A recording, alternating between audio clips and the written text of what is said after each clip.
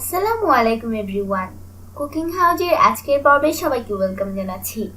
আজকে আরো একটি নতুন রেসিপি শেয়ার করব, আর আজকে বানিয়ে দেখাবো রাইস পুডিং। আশা করি আজকের এই রেসিপিটা আপনাদের কাছে অনেক ভালো লাগবে। আর রেসিপিটা শুরু করার আগে আপনি আমার চ্যানেলে নতুন হয়ে থাকলে এখনই সাবস্ক্রাইব করে নিন এবং পাশে থাকা বেল আইকনটিতে ক্লিক করে নিন। চলুন তাহলে এখন আমরা মূল পর্বে চলে যাই। চুলায় একটি প্যানের মধ্যে আমি দিয়ে দিলাম 1 কাপ পানি। এখন পানিটাতে বলক আসা পর্যন্ত অপেক্ষা করব। পানিটাতে বলক চলে এসেছে, এখন এর মধ্যে আমি দিয়ে দিলাম 1/4 কাপ পোলাওয়ের চাল। এখানে আপনারা চাইলে বাসমতি চালও ব্যবহার করতে পারবেন। আর চালটাকে আমি আগে থেকেই ধুয়ে রেখেছিলাম।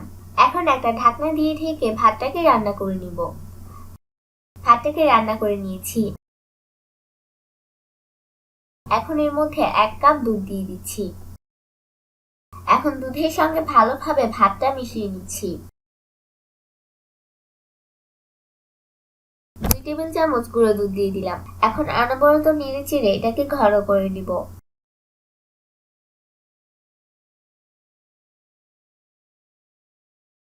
আমার মিশ্রণটা হয়ে গেছে, এখন এটাকে চুলা থেকে নামিয়ে ঠান্ডা করে নিব। এখন এখানে একটি ব্লেন্ডারের জারের মধ্যে আমি দুধ আর ভাতের মিশ্রণটা দিয়ে দিচ্ছি, আর দিয়ে দিলাম 1 টেবিল চামচ চিনি। এখন এটাকে আমি ব্লেন্ড করে নিব। আমি এটাকে ব্লেন্ড করে নিয়েছি। দেখুন, আমি এটাকে একদম মসৃণ করে ব্লেন্ড করে নিই।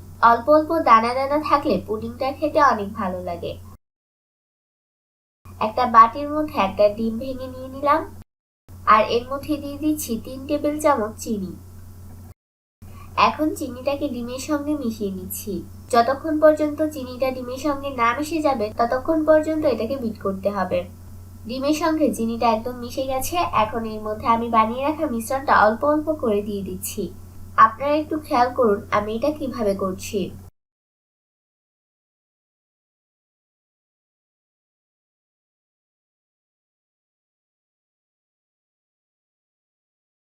এখন আমি ক্যারামেল বানিয়ে নিব, যার জন্য এখানে আমি 2 টেবিল চামচ চিনি দিয়ে দিয়েছি আর হাফ চা চামচ পানি দিয়ে দিলাম।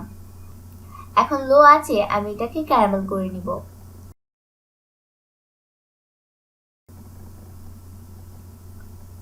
আমার ক্যারামেলটা বানানো হয়ে গেছে। এখন আমি এটাকে যে পাত্রে সেট করব সেই পাত্রে ঢেলে নিচ্ছি।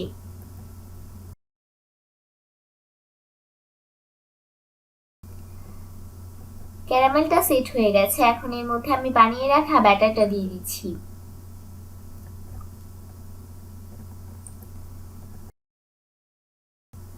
ব্যাটারটা দেওয়া হয়ে গেছে। এখন এটাকে আমি বেক করে নিব। চুলায় একটা হাঁড়ির মধ্যে অল্প একটু পানি দিয়ে এর মধ্যে একটা কাপড় বিছিয়ে দিয়েছি। এখন এর মধ্যে পুডিং এর পাত্রটা বসিয়ে দিলাম।